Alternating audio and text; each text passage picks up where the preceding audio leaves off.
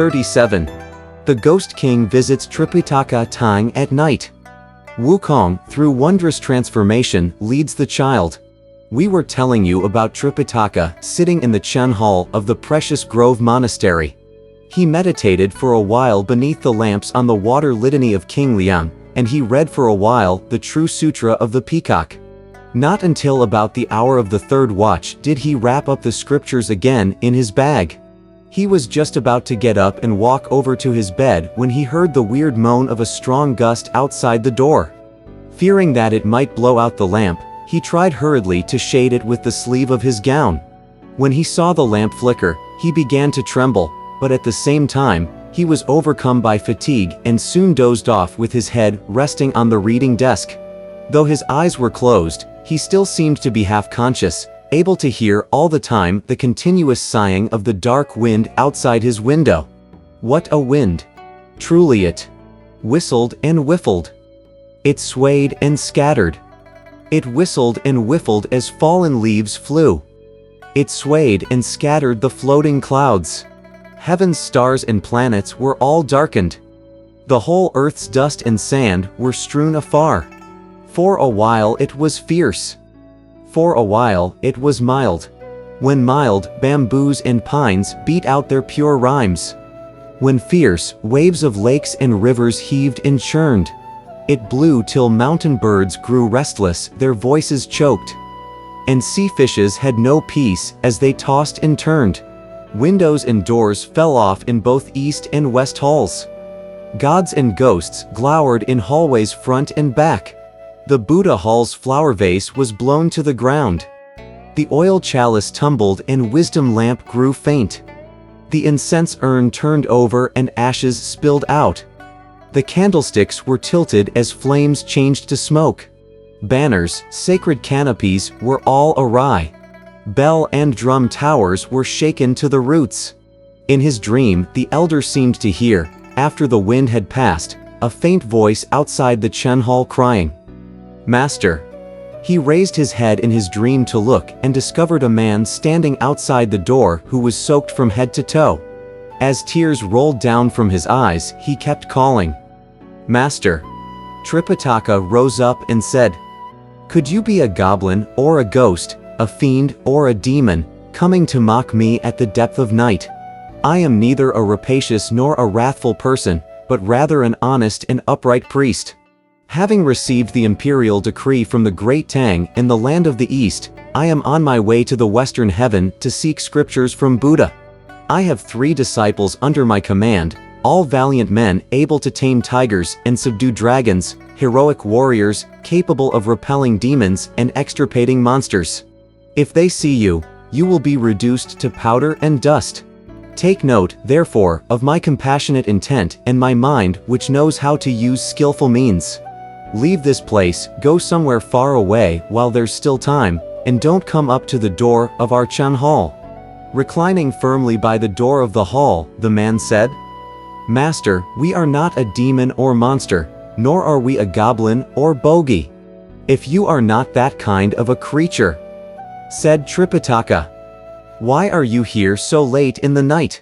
Open wide your eyes, master," said the man, "and look at us." The elder indeed fixed his gaze on his visitor. Ah, his head had on it a rising to heaven cap. A green jade belt he tied around his waist.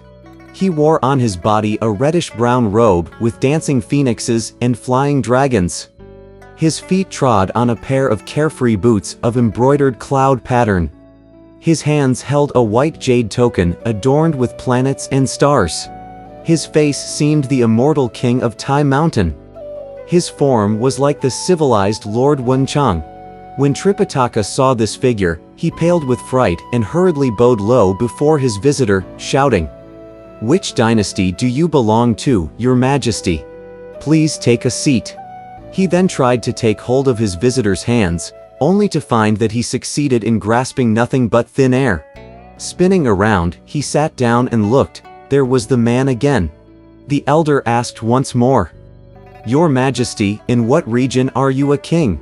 Of what empire are you a ruler?" Could it be that there is strife in your kingdom, and you are so oppressed by treacherous ministers that you have to flee for your life and arrive here at night? What do you have to say? Please tell me." Only then did the man, as tears rolled down his cheeks, describe events of old. As sorrow knitted his brow, disclose the former cause. "Master," he said, "our home is located due west of here, only about 40 miles away, where there is a city, the place we founded our kingdom." "What is its name?" asked Tripitaka. "To tell you the truth," said the man, "when we established our reign, we gave it the name Black Rooster Kingdom." "Why is it that your majesty seems so frightened?" said Tripitaka. "And for what reason did you come to this place?" The man replied, "Oh master, 5 years ago we had a drought here, so severe that no vegetation could grow, and the people were all starving to death. It was dreadful." When Tripitaka heard these words, he nodded and smiled, saying, "Your Majesty, the ancients said, when the kingdom is upright, then even the mind of heaven is agreeable. You must not have been treating your subjects with compassion. If there were drought and famine in the land, how could you forsake your domain? You should have opened up your warehouses in order to bring relief to the people. You should repent of all the sins you have committed and try to do good henceforth.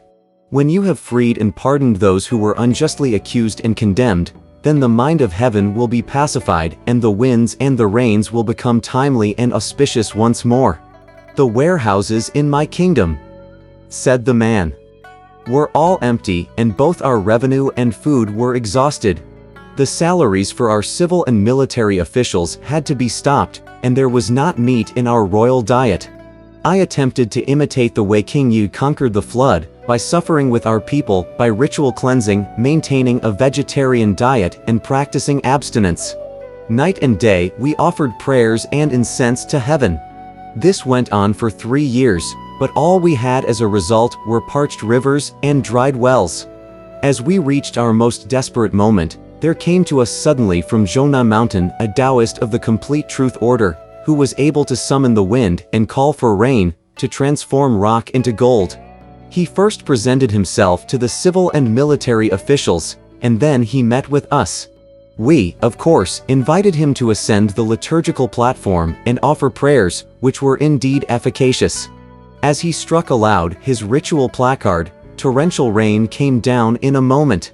We thought that 3 feet of rain would be quite sufficient, but he said that since the drought had been so severe for such a long time, he would ask for an extra 2 inches. When we saw how magnanimous he was, we went through the ceremony of 8 bows with him and became bond brothers. This, said Tripitaka, had to be the greatest joy for your majesty. What joy was there? Asked the man. Tripitaka said, if the Taoist had that kind of abilities, you could tell him to make rain when you wanted rain, and to make gold when you wanted gold. What need was there that made you leave the city and come here now? Indeed, we became so intimate with him that we shared our food and rest together for 2 years. Said the man. When it was the time of spring again, as flowers bloomed seductively on the apricot and peach trees, every household in the kingdom was going out to enjoy the lovely scenery. At the time when our officials retired to their residences and our consorts to their chambers, we walked hand in hand with the Taoist into the imperial garden. When we came near our well with octagonal marble walls, he threw something in it that emitted myriad shafts of golden light, and tricked us into approaching the side of the well to see what sort of treasure was in it. Moved to treachery all at once, he pushed us into the well, which he then covered with a slab of stone. He sealed off the entire well with mud and dirt, and he even transplanted a plantain tree on it. Alas, pity us. We have been dead now for 3 years, a ghost who lost his life in the well, and whose wrong has yet to be avenged. When the Tang monk heard that the man was in fact a ghost, he turned numb with fear as his hairs stood on end. He had, however, no choice but to question his visitor further, saying, Your Majesty, there is something unreasonable in what you have just said. If you have indeed been dead for 3 years, how could those civil and military officials, those consorts of 3 palaces, not miss you and seek you when they had to attend court once every third morning. The man said, Master, when one speaks of the Taoist's abilities, they are truly rare in the world. Since he murdered us, he shook his body once in the garden and transformed himself into an exact image of us. Then and there he took over our empire and usurped our kingdom. Our 2 divisions of civil and military officials, some 400 court ministers, and the consorts and ladies of 3 palaces and 6 chambers now all belong to him. Your Majesty, said Tripitaka. You are too timid. Why timid? Asked the man. Tripitaka said, Your Majesty, that fiend indeed must have some magic powers in order to change into your form and usurp your kingdom. The civil and military officials might not recognize him, and the consorts might not realize what has happened. But you understand, even though you have died. Why didn't you file suit against him before King Yama in the region of darkness? You can at least give an account of the wrongs perpetrated. His magic powers are great indeed, said the man. And he's intimate with most of the divine officials.